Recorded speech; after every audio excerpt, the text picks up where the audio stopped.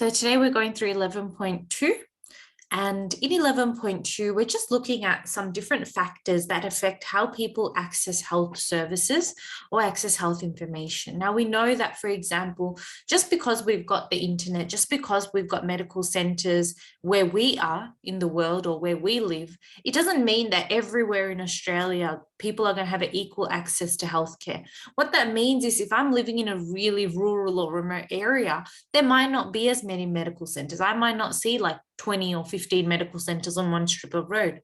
Okay, so generally, access to health services is basically refers to services such as GPs or your doctors, your medical clinics. We're talking about things like dentists. We're talking about things like psychologists. Okay, all of these different health services that exist that allow us to be able to look after our health, that allow us to, when we have an issue, for example, go and diagnose an issue or go and get medicine or treatment for an issue. Okay, and as well as hospitals, that's the obvious one.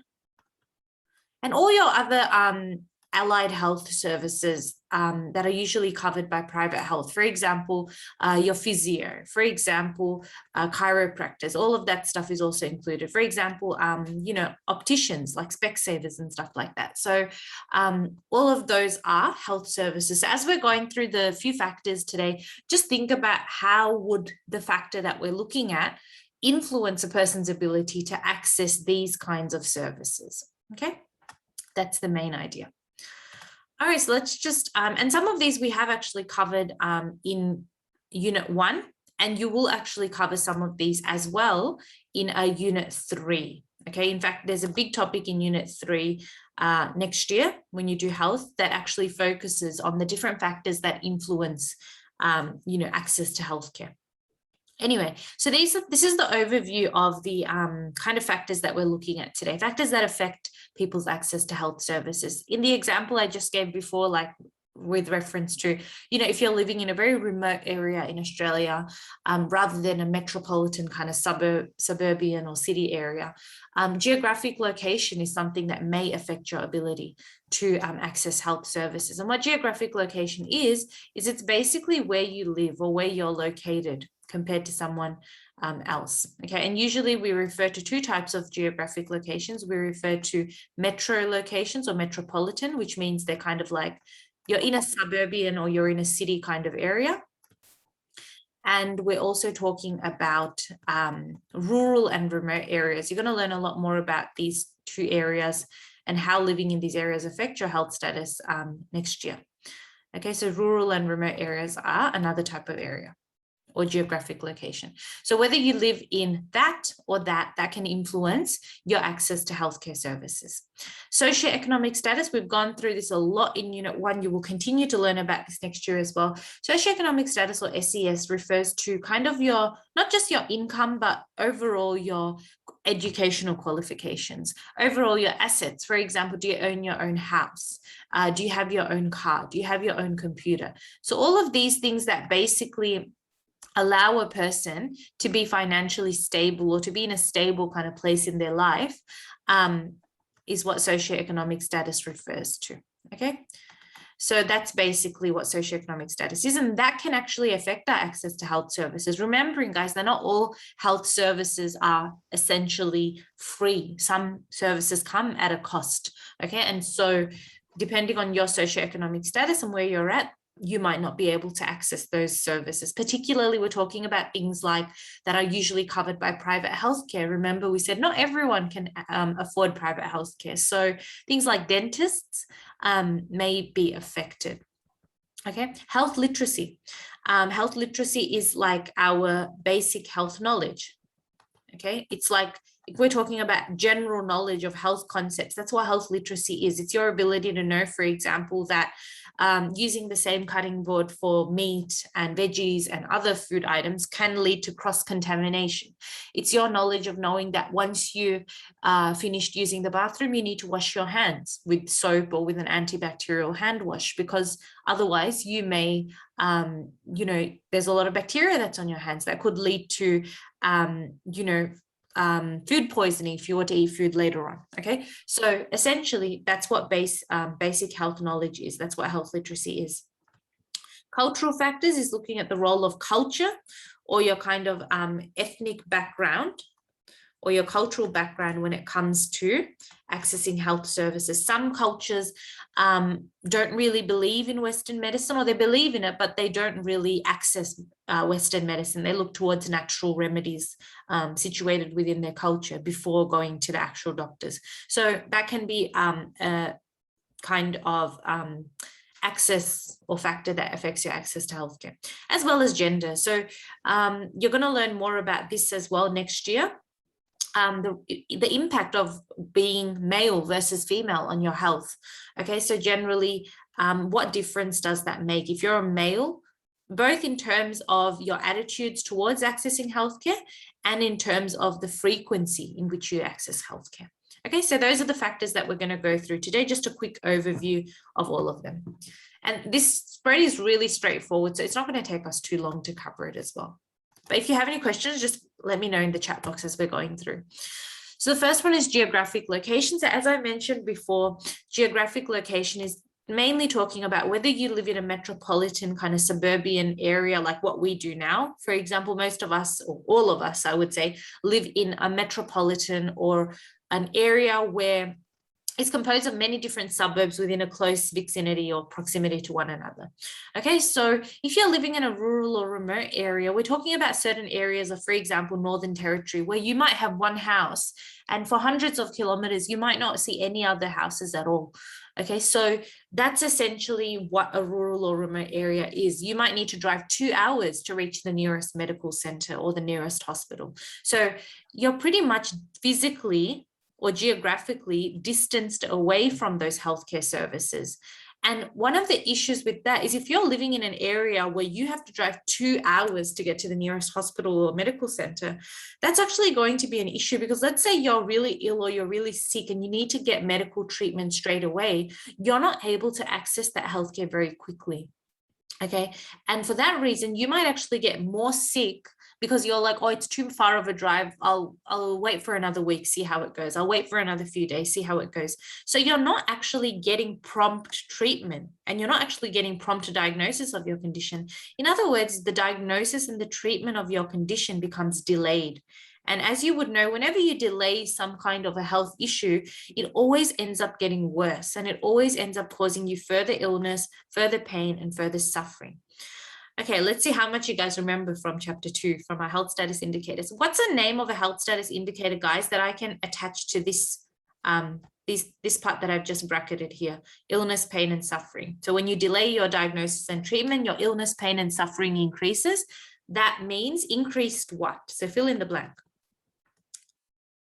Increased. And if we were to have a blank here, can anyone in the chat box tell me, what are we looking at there? What's that key word? Yeah, excellent. Good work. So the key word there is morbidity. Yes. So the main reason it's important for us to keep linking back to these indicators is because in a question, if we were to ask you, for example, what is the impact of your geographic location on your, let's say, health status, you need to be able to use those keywords there, or use that health status indicator there. Okay, so that's the effect of geographic location. When we're looking at socioeconomic status, like we said before right at the beginning, socioeconomic status is about your income, but it's not only about your income, okay? So it's also about your educational level. For example, whether you've finished up to year 10, whether you've finished up to year 12, whether you've finished up to university, where have you gone up to in terms of your education? And we know that how educated you are often does influence the actual amount of income that you get, because it influences your ability to essentially get a job. So all these three factors are kind of interconnected and interrelated. Now, socioeconomic status can impact our access to healthcare services, because even though we say that Medicare provides us with subsidized healthcare, which means healthcare where we don't have to pay a whole lot out of our pocket, it's usually covered by Medicare when we flash that green card, at a medical center, for example. people can still encounter very high costs when it comes to trying to purchase medication. Okay, once you've gone to the doctor, we said, yeah, that's covered by Medicare, but the prescription that your doctor gives you that you then have to take to the pharmacy or you have to then take to the chemist is obviously going to cost you additional out-of-pocket costs. Those medications are not covered by Medicare.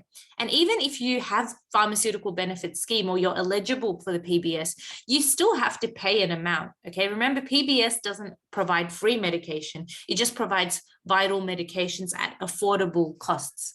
Affordable doesn't mean free. So essentially, you're still having to shell out some money there. Even though it's less than what other people pay, it's still something that you've got to sacrifice. Also, certain surgeries, specialist visits and dental visits, particularly things like, for example, braces. Braces are not covered by Medicare. Okay, and usually there is some amount of money that you have to pay out of your pocket there, even if you are on some kind of dental plan. Surgeries as well, particularly surgeries that are more cosmetic in nature. So let's say you got into a really bad sporting accident, and even though you haven't broken any bones, you kind of, when you fell, you kind of broke your nose a little, and your nose is kind of like misshaped. It's not shaped, it's like gone like bent. Okay, that's not really something that you would have otherwise planned to do, but because it's bent and because it's your face, you're like, I need to fix this up. So obviously that would involve some kind of a plastic or cosmetic surgery.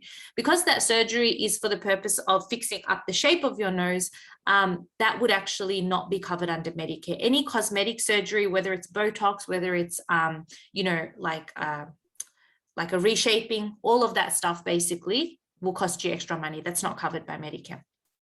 Also, we have to also consider transport costs. So remember, not everyone lives very close to a medical center.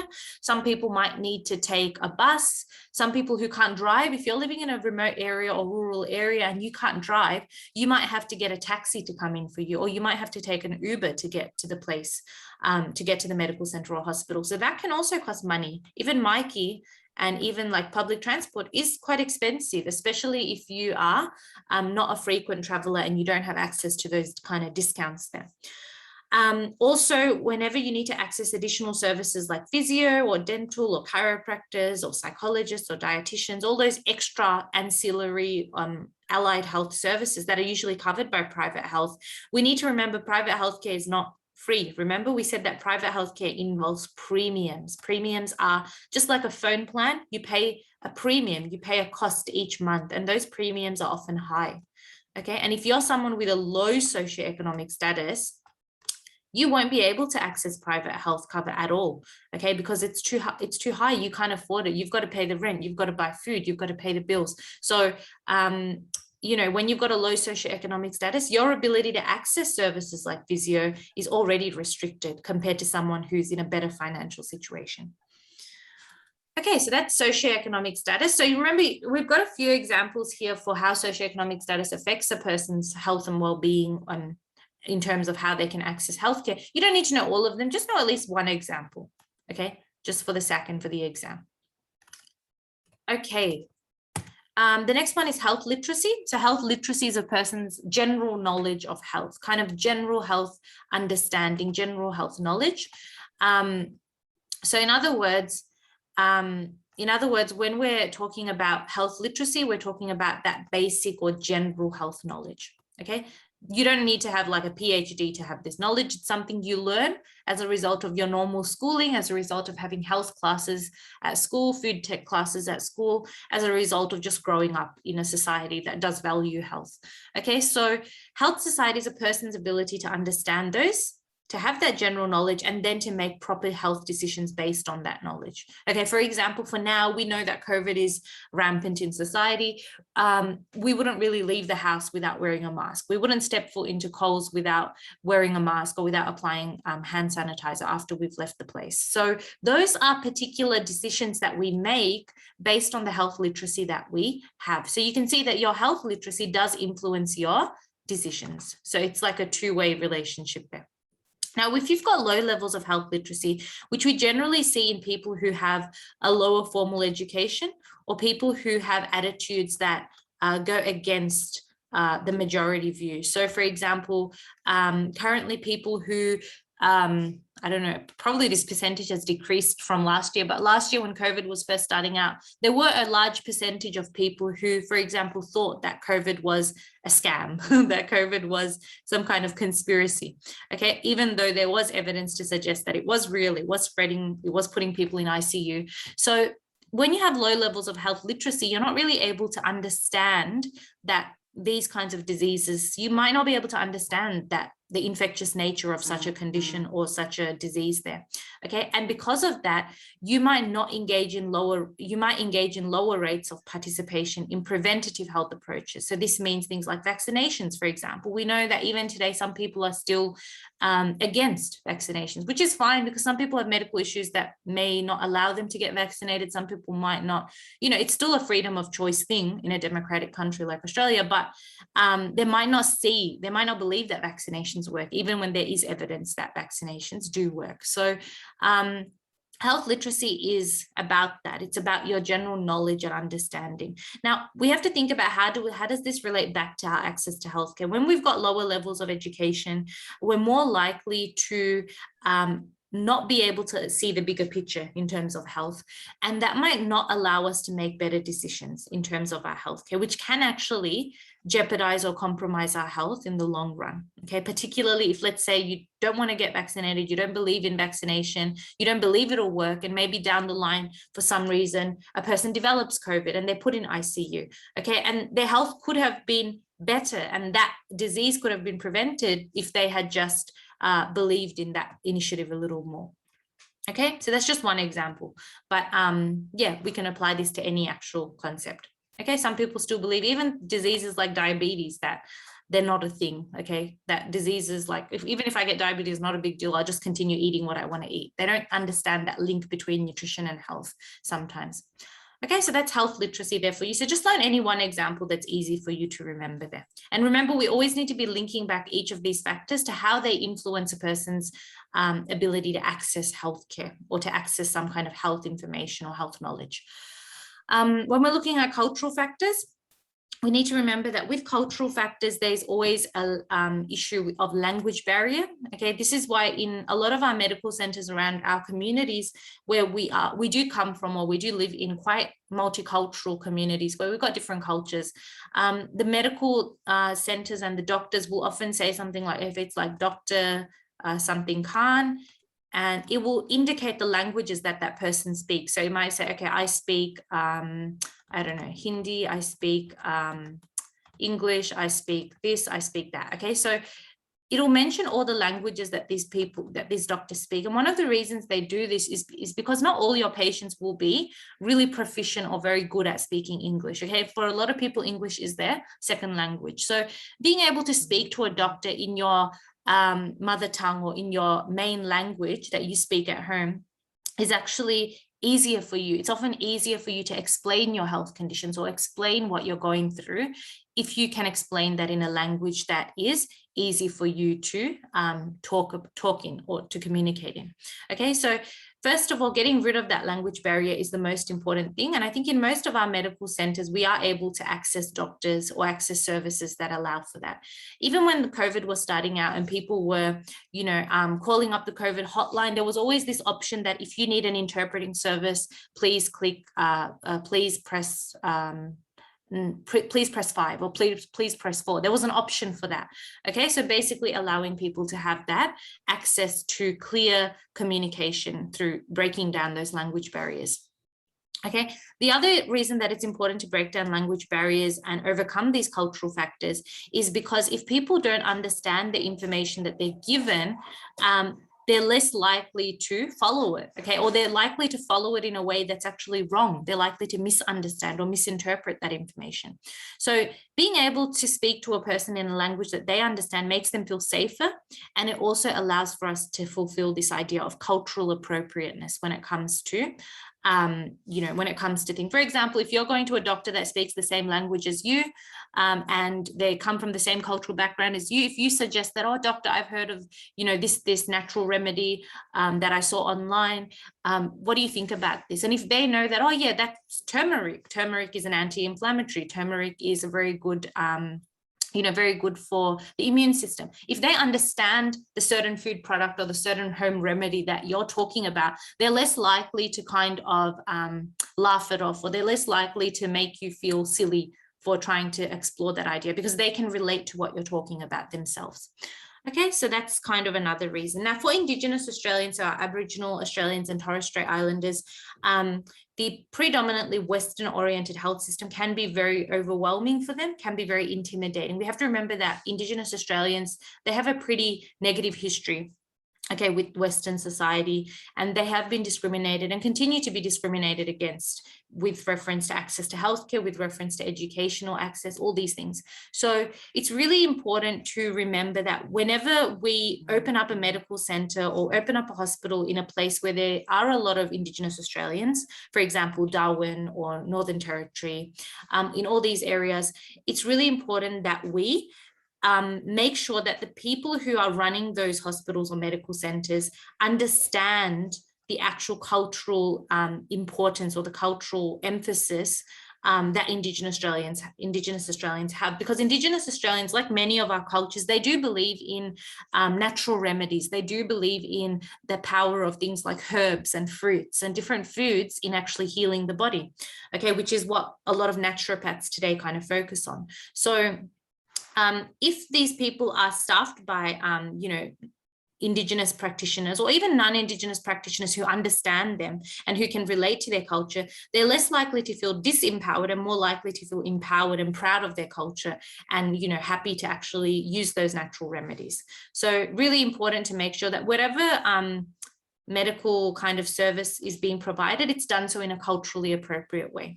Another example that's not on this slide is that a lot of the time when Muslim women, or even many other cultural women as well, like Jewish women, most women from different cultures, when they go to give birth in a hospital, they always request for a female doctor. Okay, or a female midwife or a female set of nurses there to look after them. Okay, that is because it's from a cultural point of view, they might have certain cultural beliefs that they would like to be attended to by a female. Not all females request this, but depending on the culture that you're from, you may request that. Okay, so that's the basic idea there behind cultural factors. Okay, and what are we looking at now? Oh, people in the waiting room, it didn't even come up as a notification. That's weird. Okay, when we're looking at gender, we're looking at the fact that basically what's the difference between males and females? Oh my God, what happened to my PowerPoint? Okay, so males basically tend to access services at a lower rate, whereas females tend to access health services a lot more. And there's research that kind of backs this up as well. So when we're looking at access to healthcare, okay, I don't know about you guys, but for example, in my household, my dad will often be like, he won't go, well, he's better now, but like he wouldn't used to ever go to the doctor, like unless it was like super, super important. So males tend to, for some reason, across the board, access health services at a lower rate. Okay, there are many reasons for this. Some social reasons, for example, males think they have to hold up this like macho, like I'm so strong, I'm not weak kind of social image there. Okay, also we have to remember that in most cultures, even today, and in most households and societies even today, males generally tend to be the main breadwinners, or they tend to be the main people who work for the household. Okay, so that's the other idea, that we need to remember that when males are working, okay, and they are coming home from work, they're not actually able to maybe reach the medical center in time before it closes. Okay, sometimes there are less male doctors in a clinic compared to female doctors. They might be embarrassed. If you're a male and you've got a sensitive issue, you don't want to discuss that with a female doctor, then you might not go to a medical center because of that. Also, a lot of health services today tend to be tended by female health professionals. Okay, if you want to get a blood test, but you'd prefer that a male nurse does it for you, we know that generally in nursing, there are male nurses, but we tend to see more female nurses there. Okay, males might feel uncomfortable sitting in the waiting room there. Okay, and also, like I said before, males might have issues with the social norms associated with, oh, I've got to, keep up this image of masculinity, showing that I'm reliant on myself, showing that I can push through in the face of pain. Okay, and this is another reason why males tend to have higher death rates from things like heart disease, because they don't go and diagnose these in time. They always feel reluctant, okay, to access these services. So That's some of the reasons why males' health in some aspects tends to be worse. And males also fare worse in terms of mental health issues. Males tend to have higher rates of suicide from mental health issues, even though females tend to have more prevalence of mental health issues like depression. Males are the ones who have the highest suicide rate. And the reason for that is that they vent it up and they don't go and visit psychologists. And there is this stigma against men that men shouldn't cry, males shouldn't be emotionally weak, males should be strong, which contributes to that high suicide rate in males compared to females. So a lot of different factors there. You can talk about any of these reasons if we were to ask you to justify that. Okay, so just learn any two. I think that should be more than enough. Okay, and then, okay, cool. That was the last factor. Okay, guys, before we finish up for today, I did tell you it wasn't going to take that long, but before we finish up for today, I want you guys to attempt this question now. So we did kind of talk about this right at the beginning. Write me an answer for this question and put it in the chat box, and then we'll discuss, and then we'll finish up for today. And the question is, explain how geographic location can influence the health status of Australians. So remember, I've underlined the word health status here. So you've got to include one example of a health status indicator. Okay, and then link it back to the geographic location, which is where you live, and how that could affect your health status in terms of your access to healthcare, access to information that's related to health, that kind of stuff. So I'll give you guys a minute now to kind of just quickly give me an answer. It doesn't have to be super detailed, just a basic answer there.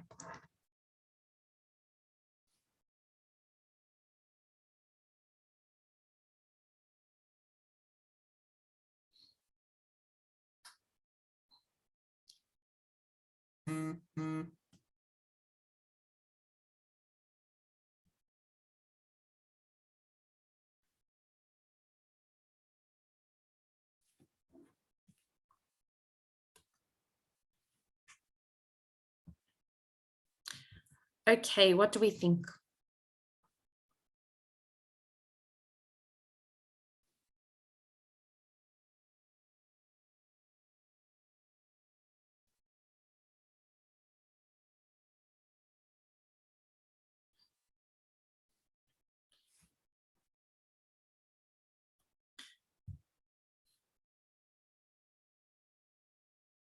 So remember the 2 marks, you're going to get 1 mark for mentioning the health status indicator, and you're going to get 1 mark for talking about the geographic location. So what do you think would be an answer here? Pretend that this was a SAC question. And then just attempt it like that.